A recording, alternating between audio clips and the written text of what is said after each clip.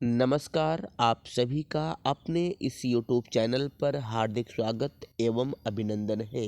तो आज के क्लास में हम जो है एकदम बेहतरीन तरीके से स्टडी करेंगे हम सभी कि संविधान का वर्गीकरण कैसे किया गया है। और संविधान की वर्गीकरण की यदि बात किया जाए तो जो है भारत के परिप्रेक्ष्य में और जो है विश्व के परिप्रेक्ष्य में हम संविधान के वर्गीकरण के विषय में अच्छे से अध्ययन करेंगे। तो चलिए जो है इस सेशन को एकदम बेहतरीन तरीके से कंटिन्यू करते हैं। तो एक बार जो भी विद्यार्थी लाइव हैं एकदम पॉइंट टू पॉइंट सभी बातों को नोट करते चलेंगे। देखिए, यदि बात किया जाए कि संविधान का जो वर्गीकरण है इसका आधार क्या था, यदि हम मोटे तौर पर देखते हैं तो संविधान का जो वर्गीकरण किया गया है वह 3 आधारों पर किया जा सकता है। पहला आधार है उत्पत्ति के आधार पर, बेस ऑफ वर्जिन के आधार पर, और दूसरा है कानून एवं प्रथाओं के आधार पर, base of law and traditional के आधार पर, और तीसरा है परिवर्तनशीलता के आधार पर जो है संविधान का वर्गीकरण किया जा सकता है। इस तरह से आप सभी ने देखा कि जो है मोटे तौर पर जो है संविधान का यहाँ पर 3 प्रकार से जो है वर्गीकरण किया गया है। अब हम यहाँ पर देखते हैं कि उत्पत्ति के आधार पर यदि बात किया जाए तो जो है संविधान को कितने पार्ट में जो है डिवाइड किया जा सकता है, और कानून एवं प्रथाओं के आधार पर भी जो है संविधान को कितने पार्ट में डिवाइड किया जा सकता है, या परिवर्तनशीलता के आधार पर जो है कितने पार्ट में डिवाइड किया जा सकता है। तो सबसे पहली चीज़ तो हम चर्चा करेंगे कि उत्पत्ति के आधार पर जो है संविधान को कितने पार्ट में डिवाइड किया गया है। यदि हम बात करते हैं कि उत्पत्ति के आधार पर संविधान को कितने पार्ट में डिवाइड किया जा सकता है, तो जो है 2 पार्ट में जो है डिवाइड किया जा सकता है। पहला आधार क्या होगा, तो पहला जो आधार होगा वह हो जाएगा विकसित संविधान हो जाएगा, और दूसरा क्या हो जाएगा, निर्मित संविधान हो जाएगा। अर्थात जो है यहाँ पर आप सभी ने देखा कि उत्पत्ति के आधार पर जो है प्रमुख रूप से जो है संविधान का जो वर्गीकरण किया गया है वह जो है 2 आधार पर किया गया है। पहला आधार जो है वह है विकसित संविधान और दूसरा निर्मित संविधान है। अब देखिए कि जो विकसित संविधान होता है तो वह क्या होता है, ऐसी संविधान जो प्रायः अपने विकास के फलस्वरूप अपने अस्तित्व में आते हैं वो जो है विकसित संविधान कहलाते हैं।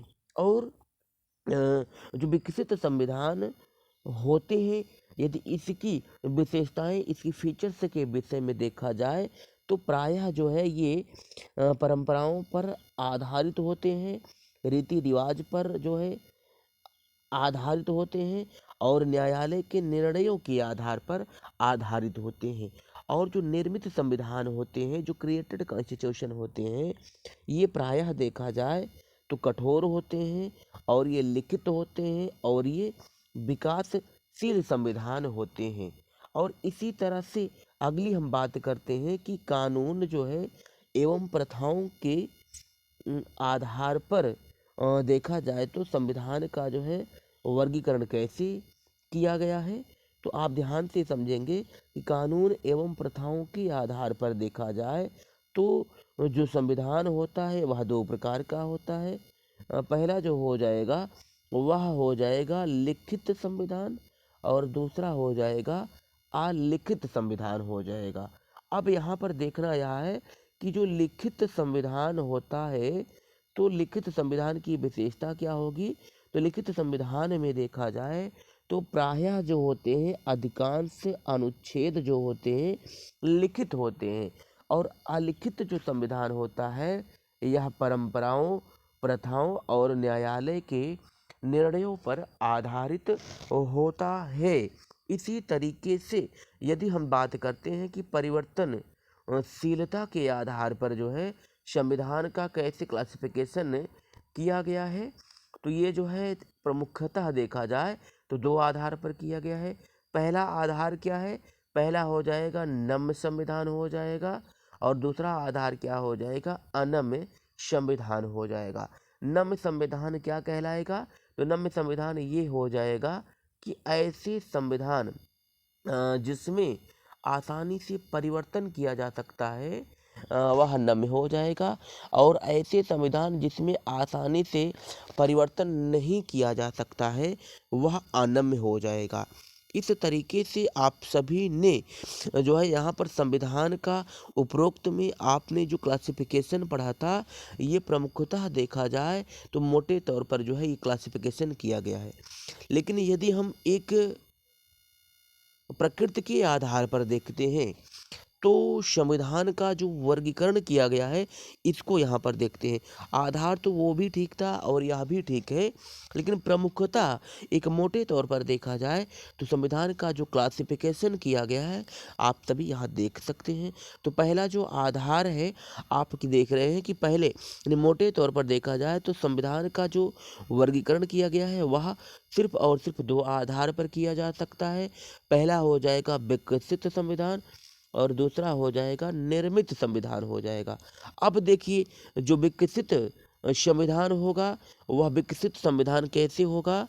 तो जो विकसित संविधान होगा वह अलिखित होगा, और अलिखित जो संविधान होता है वह प्रायः नम्य जो है या लचीला होता है। और नम्य या लचीला जो संविधान होगा, तो वह क्या हो जाएगा कि वह जो है प्रथा एवं परंपराओं पर आधारित होगा। जैसे बात किया जाए कि जो ब्रिटेन का संविधान है, तो ब्रिटेन का जो संविधान है यह कैसे है बोलो? तो ये आलिखित संविधान है। और इसलिए आलिखित संविधान है क्योंकि इसे जो है किसी सभा या सम्मेलन में जो है ब्रिटेन के संविधान को लिखा नहीं गया था। अब इसी तरीके से हम बात करते हैं कि निर्मित जो संविधान होता है, यह प्रायः जो है लिखित होता है, लिखित संविधान होता है। और जो लिखित संविधान होगा वह कैसे होगा? तो कठोर संविधान होगा। और जैसे अमेरिका का जो संविधान है या भारत का जो संविधान है, वह कठोर संविधान है। और ऐसे संविधान को जो है किसी सभा या सम्मेलन में लिखा जाता है। तो यहाँ पर थोड़ा सा आप ध्यान से समझेंगे कि यदि आपके एग्जाम में प्रश्न जो है पूछा जाता है कि विश्व का आप बताइए कि सबसे पहला अलिखित संविधान कौन सा है, या सबसे बड़ा अलिखित संविधान कौन सा है, तो ऐसी कंडीशन में जो है आपका आंसर क्या हो जाएगा? ब्रिटेन हो जाएगा, आपका राइट आंसर हो जाएगा। और सबसे छोटा जो है लिखित संविधान किस देश का है? सबसे छोटा लिखित संविधान जो है किस देश का है? तो ऐसी कंडीशन में आपका राइट आंसर हो जाएगा अमेरिका। और यदि पूछा जाता है कि सबसे बड़ा लिखित संविधान किस देश का है, तो आपका जो आंसर हो जाएगा वह हो जाएगा भारत। और यदि हम बात करते हैं कि भारत के परिप्रेक्ष्य में देखा जाए तो भारत के संविधान में जो है 395 आर्टिकल थे, और 22 भाग थे, और 12 अनुसूची वर्तमान में है, और पहले 8 अनुसूची थी। इस तरीके से आप सभी ने संविधान के यहाँ पर जो है क्लासिफिकेशन को आपने अच्छी तरीके से समझा। अब यहाँ पर थोड़ी सी हम जो है आपको एक डिफिनेशन बता देते हैं कि जो है विकसित संविधान क्या होंगे। यहाँ जो है आप पॉइंट टू पॉइंट बातों को समझते चलेंगे आप। चलिए, पहले देखा जाए तो विकसित संविधान क्या होगा, या जिसे क्या कहा जाता है इंग्लिश में इवेल्युएट कॉन्स्टिट्यूशन या डेवलप्ड कॉन्स्टिट्यूशन कहा जाता है। तो ध्यान से आप समझेंगे। देखिए, जो संविधान जो संविधान विकास के क्रम में अपने अस्तित्व में आता है उसे साधारण बोलचाल की भाषा में विकसित संविधान कहते हैं। और विकसित संविधान ऐतिहासिक होता है। इसके मौलिक सिद्धांत और स्वरूप किसी निश्चित अवधि के अंतर्गत निर्धारित नहीं किए जाते। यह इतिहास के क्रमिक विकास का परिणाम होता है। इसीलिए इतिहास में वर्णित घटनाएं संविधान का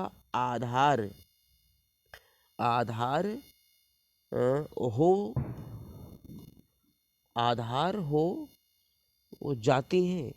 इसीलिए कुछ लोग ऐसे संविधान को संविधान नहीं मानते हैं। इसीलिए उनका कहना है कि ब्रिटेन में कोई संविधान नहीं है। और अब हम देखते हैं कि निर्मित संविधान क्या होता है। तो आप सभी ध्यान से इसको नोट कर लेंगे अपने नोट्स में। देखिए, और निर्मित संविधान क्या होगा आप इसके बारे में थोड़ा देखेंगे।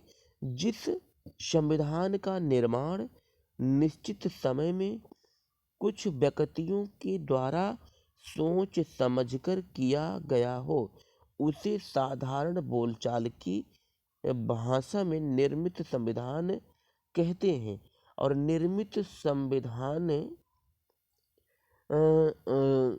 संविधान यहाँ पे थोड़ा साउंड नोट करेंगे आप लोग। निर्मित संविधान एक निश्चित अवधि में एक निश्चित सभा और निकाय द्वारा बनाया जाता है। इन्हें किसी सभा या सम्मेलन में लिखा गया होता है। जैसे यहाँ पे आप देखेंगे, कुछ एग्जाम्पल आपको बताते हैं। तो जैसे आप देखेंगे कि अमेरिका के संविधान को फिलाडेल्फिया, बहुत ही महत्वपूर्ण, इसको आप नोट करेंगे, तुम अच्छे से नोट करेंगे इसको। आपने को क्या मैंने बताया कि अमेरिका के संविधान को फिलाडेल्फिया नामक सम्मेलन में लिखा गया था। और उसे कब अपनाया गया था। अमेरिका के संविधान को 17 सितंबर 1787 को अपनाया गया था और लागू 4 मार्च 1789 को किया गया था। इस तरीके से हम यदि भारत की बात करते हैं कि जो भारत का संविधान है इसे कब लागू किया गया था, तो आपको पता है कि 26 जनवरी 1950 को भारत के संविधान को लागू किया गया था। और इसी तरीके से भारत के संविधान को कब एडॉप्ट किया गया था, तो हो जाएगा 26 नवंबर 1949 हो जाएगा। इस दिन एडॉप्ट किया गया था। और हम आगे बात करते हैं, थोड़ा सा आप देखेंगे कि भारत के संविधान को एक संविधान सभा के द्वारा तैयार किया गया था। अर्थात भारत के संविधान को गठन करने का आधार क्या था, तो संविधान सभा के द्वारा किया गया था। ये आपका महत्वपूर्ण हो जाएगा।